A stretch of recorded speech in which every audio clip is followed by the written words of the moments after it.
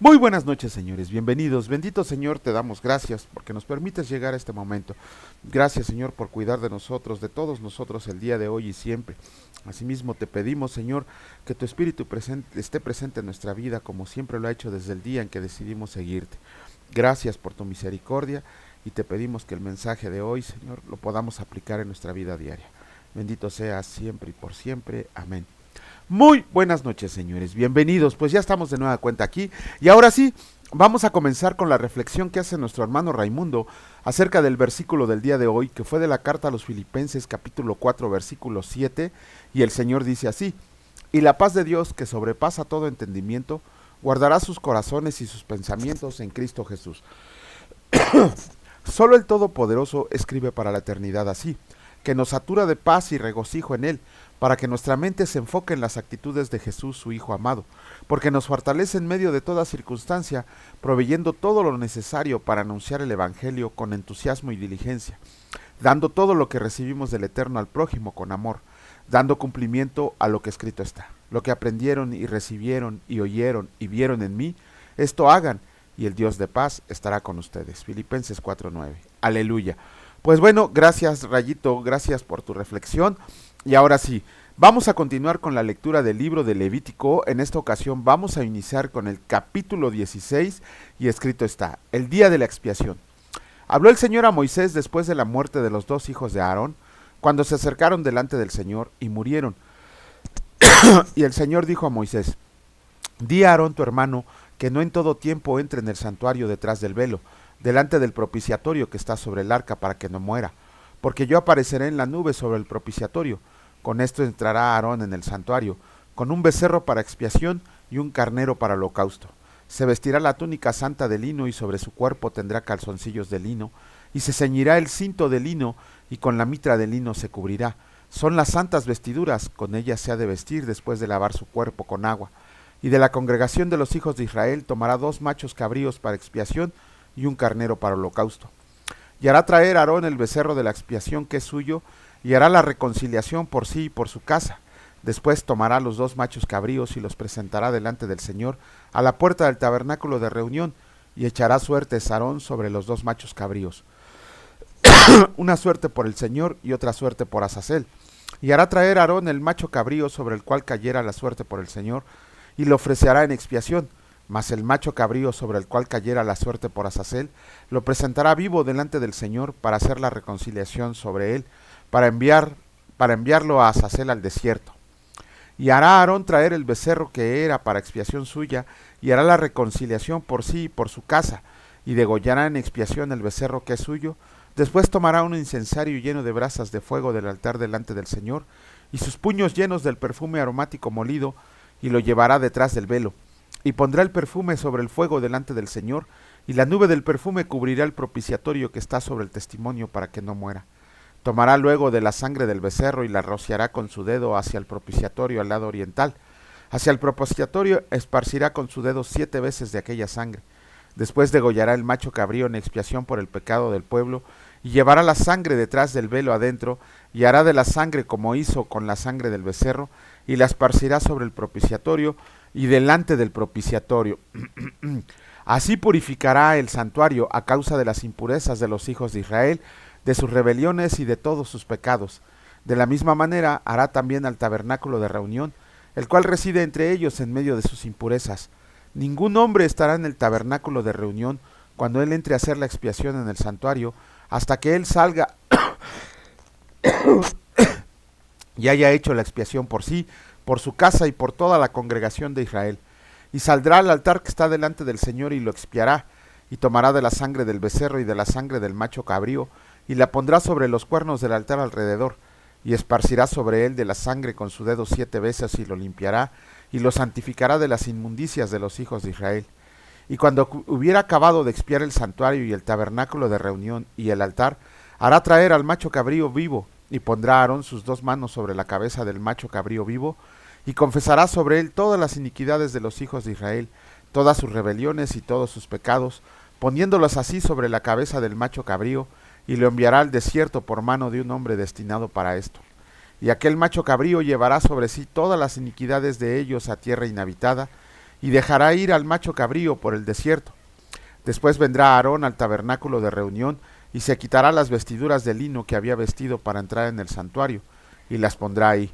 Lavará luego su cuerpo con agua en el altar del santuario, y después de ponerse sus vestidos saldrá, y hará su holocausto, y el holocausto del pueblo.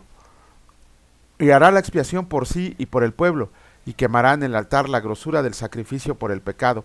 El que hubiera llevado el macho cabrío a Azazel lavará sus vestidos, lavará también con agua su cuerpo, y después entrará en el campamento, y sacarán fuera del campamento el becerro y el macho cabrío inmolados por el pecado, cuya sangre fue llevada al santuario para hacer la expiación, y quemarán en el fuego su piel, su carne y su estiércol. Y el que los queme lavará sus vestidos, lavará también su cuerpo con agua, y después podrá entrar en el campamento. Y esto tendrán por estatuto perpetuo. En el mes séptimo, a los 10 días del mes, afligirán sus almas, y ninguna obra harán, ni el natural ni el extranjero que mora entre ustedes. Porque en este día se hará expiación por ustedes, y serán limpios de todos sus pecados delante del Señor.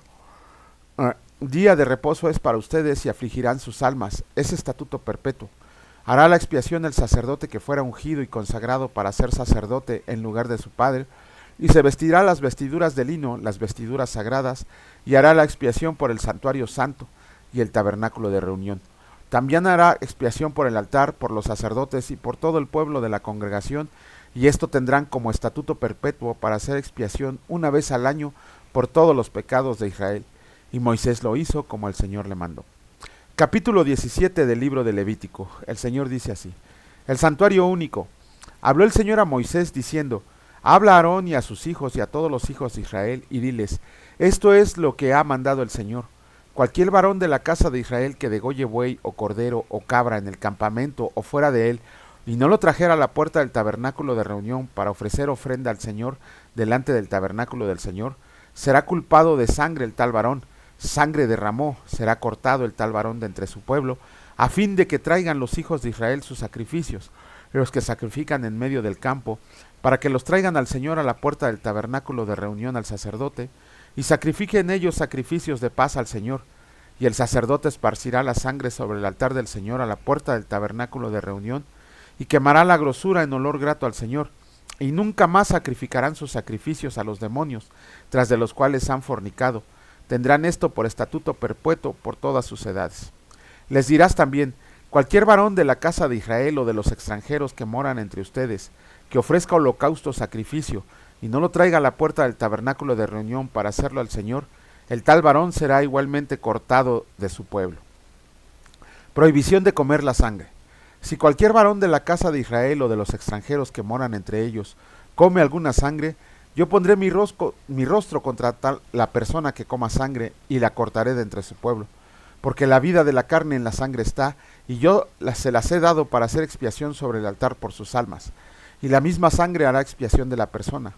Por tanto, he dicho a los hijos de Israel: ninguna persona de ustedes comerá sangre, ni el extranjero que mora entre ustedes comerá sangre. Y cualquier varón de los hijos de Israel o de los extranjeros que moran entre ellos, que case animal o ave o que sea de comer, derramará su sangre y la cubrirá con tierra. Porque la vida de toda carne es su sangre.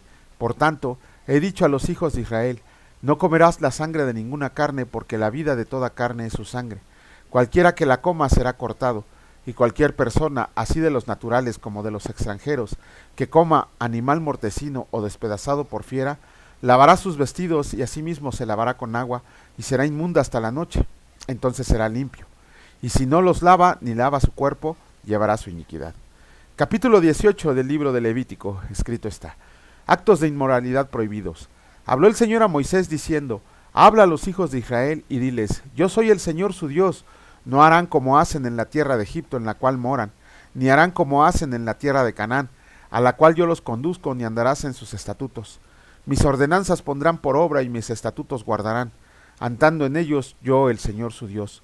Por tanto, guardarán mis estatutos y mis ordenanzas, los cuales haciendo el hombre vivirá en ellos, yo el Señor. Ningún varón se llegue a parienta próxima alguna para descubrir su desnudez, yo el Señor. Y la desnudez de su padre o la desnudez de tu madre no descubrirás. Tu madre es, no descubrirás su desnudez.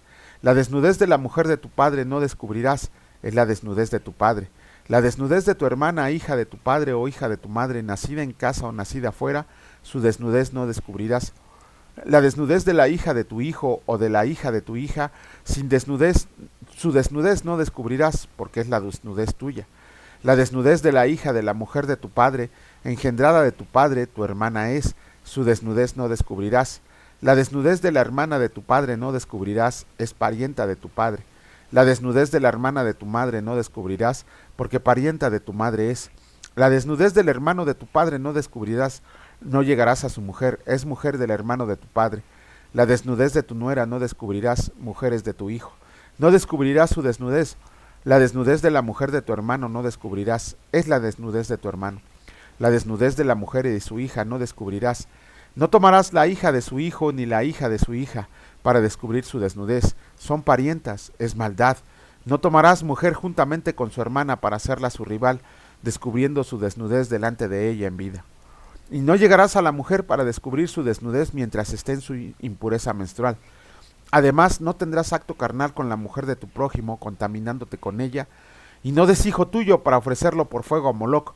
No contamines así el nombre de tu Dios, yo el Señor. No te echarás con varón como con mujer, es abominación. Ni con ningún animal tendrás ayuntamiento amancillándote con él, ni mujer alguna se pondrá delante de animal para ayuntarse con él. Es perversión. En ninguna de estas cosas se amancillarán, pues en todas estas cosas se han corrompido las naciones que yo he hecho de delante de ustedes, y la tierra fue contaminada, y yo visité la maldad sobre ella, y la tierra vomitó sus moradores. Guarden pues, guarden pues ustedes mis estatutos y mis ordenanzas, y no hagan ninguna de estas abominaciones, ni el natural ni el extranjero que mora entre ustedes, porque todas estas abominaciones hicieron los hombres de aquella tierra que fueron antes de ustedes, y la tierra fue contaminada. No sea que la tierra los vomite por haberla contaminado, como vomitó a la nación que la habitó antes de ustedes. Porque cualquiera que hiciera alguna de todas estas abominaciones, las personas que las hicieran serán cortadas de entre su pueblo. Guarden pues mis ordenanzas, no haciendo las costumbres abominables que practicaron antes de ustedes, y no se contaminen con ellos. Yo el Señor su Dios. Wow. Bueno, terminamos la lectura de los capítulos del día de hoy del libro de Levítico y empezamos con el día más importante del pueblo de Israel, la fiesta de Yom Kippur. Se celebra en el mes de Nisan, en el 10º día. Es un mes que está prácticamente entre marzo y abril. Era una fiesta tan importante porque era el día del perdón de pecados para todo el pueblo y para el sacerdote. Esta fiesta se celebra 5 días antes de la fiesta de los tabernáculos y se tenía que guardar reposo completamente. Es la fiesta más importante porque por lo menos ese día quedaban perdonados los pecados de Israel. Dice que el sacerdote entraba, en Hebreos 10, dice que el sacerdote entraba una sola vez al año para el perdón de pecados. Realmente, conforme vamos leyendo el Antiguo Testamento, vamos a ver que el sacerdote entraba unas 4 veces al año al lugar santísimo para tener comunión con Dios. Pero aquí lo importante es que ese día, por medio de la sangre derramada, como lo hizo nuestro Señor Jesucristo, se otorgaba el perdón de pecados por un año, solamente por un año. Por eso nuestro Señor dice que esta fiesta se tenía que repetir cada año y perpetuamente hasta que regrese nuestro Señor. No, realmente desconozco si ahora las sinagogas judías siguen haciendo, sí celebran la fiesta de Yom Kippur, claro que la celebran, no sé si hagan los sacrificios, pero aquí tenemos un sacrificio un tanto extraño, donde dice que de 2 carneros o 2 machos cabríos, déjenme ver dónde está para no regarla, aquí está, sí, el macho cabrío, habla de un macho cabrío, aquí en el versículo 10, que va a ser enviado a Azazel. Ok. De hecho, inclusive es una pregunta muy válida, es una pregunta que nos podemos hacer, que ¿quién es o qué es Azazel? Los ignorantes de la palabra de Dios los engañan con que es un demonio, con que es una entidad que existía en el desierto, que podía ser ahí un demonio que andaba rondando cerca del pueblo de Israel y que a él se le ofrecía ese macho cabrío. O un total y completo desconocimiento de la escritura y del hebraico antiguo. ¿Por qué? Porque la palabra Azazel significa sacado fuera o quitado. Eso es lo que significa. Entonces, este carnero era enviado al desierto como simbolismo de que los pecados que había cometido el pueblo de Israel y el sacerdote eran echados fuera. No era que se entregaran a un demonio para que se alimentara o para que no se acercara. No, esas son tonterías de gente que ignorante, que no ha leído la palabra de Dios, gente que vivales que se aprovechan de la ignorancia del pueblo de Dios para engañarlos diciendo que es un demonio que vivía en el desierto y que se comían. No, es una total mentira. De hecho, la tradición rabínica dice que el significado de la palabra es sacado fuera. Echaban ese macho cabrío al desierto para que ahí se fueran los pecados de Israel, al desierto se fueran. No es ningún ente, no es ningún espíritu maligno, no, es un lugar que así se le llama, Azazel, echado fuera o quitado. Entonces, esto, bueno, como les digo, lo pueden ver consultando literatura extrabíblica, los escritos rabínicos, o en determinado momento consultar un diccionario de hebreo antiguo, y ahí se van a dar cuenta que la palabra Azazel significa echado fuera o sacado. Ajá, entonces, la fiesta más importante que se celebra cada año, la iglesia de Jesucristo no tiene por qué celebrarla, porque también lo dice Hebreos, que Jesucristo presentó un sacrificio vivo una sola vez y para siempre para el perdón de todos, absolutamente todos nuestros pecados, pasados, presentes y futuros. Nada más que hay que ver qué es la regeneración espiritual para que no sigamos pecando, pero ya lo tocaremos en el Nuevo Testamento. Y luego viene lo de, ¿cuáles leyes son? Viene una ley acerca de las relaciones entre parientes. El Señor, cuando se inició la creación, se podían casar entre hermanos porque la sangre era pura, el organismo estaba limpio, era un mundo sin caída. Pero una vez que se fue contaminando el mundo, se fue perdiendo esa pureza, se fue perdiendo ese linaje, y el Señor, para evitar enfermedades, prohibió los matrimonios entre parientes cercanos, inclusive lejanos. De hecho, prohibió la unión entre personajes del mismo sexo y la unión entre hombres y animales, mujeres y animales. Eso es abominación, eso es perversión. Ajá, entonces aquí el Señor no lo hace, aparte de que no le agrada y que cada uno de nosotros fue creado con una biología perfecta para amancillarse con una persona del sexo opuesto, lo demás es abominación para el Señor. Tenemos que comprender muy bien eso, sobre todo en estos tiempos. Cuando la palabra dice no descubrirás la desnudez, también es un modalismo hebraico que significa no tendrás relaciones sexuales. Ajá, entonces por eso el Señor decía, tu padre no descubrirás la desnudez de la hija de tu hijo, su nieta, o su prima, o su sobrina, o su tía. Eso es lo que significa. De hecho, vemos que también aquí habla del matrimonio por levirato.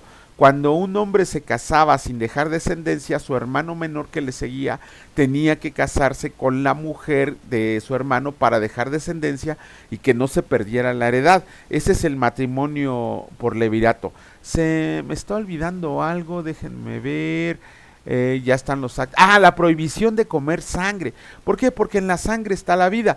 De hecho, en el Antiguo Testamento vemos que hay prohibición de comer muchísimas cosas. De hecho, si nosotros fuéramos legalistas, no podríamos comer mariscos tan ricos que son, no podríamos comer carnitas, que yo ya tiene bastante tiempo que no como carnitas y qué sabrosas son, ¿no? Sin embargo, de la lectura del Nuevo Testamento nos vamos a dar cuenta que simplemente hay 3 prohibiciones para comer y 2 de ellas con sus excepciones, porque nos enseña que no se debe de comer lo sacrificado a los ídolos, no se debe de comer animal ahorcado y no se debe de comer sangre. Pero las epístolas de Pablo nos enseñan muy bien que un ídolo para nosotros nada es y podemos comer de lo sacrificado de los ídolos para no hacer caer a los débiles en la fe. Podemos comer de animal ahorcado porque también no significa nada para nosotros. Lo único que sí existe la prohibición es de comer sangre, porque en la sangre está la vida y la vida de Jesucristo fue derramada su sangre en un madero para que todos nosotros pudiéramos tener perdón de pecados. Pero bueno, vamos a leer, ya me adelanté, vamos a leer el capítulo número, ¿dónde está acá? El capítulo número 6 del libro de los Hechos, y escrito está: elección de los 7 diáconos.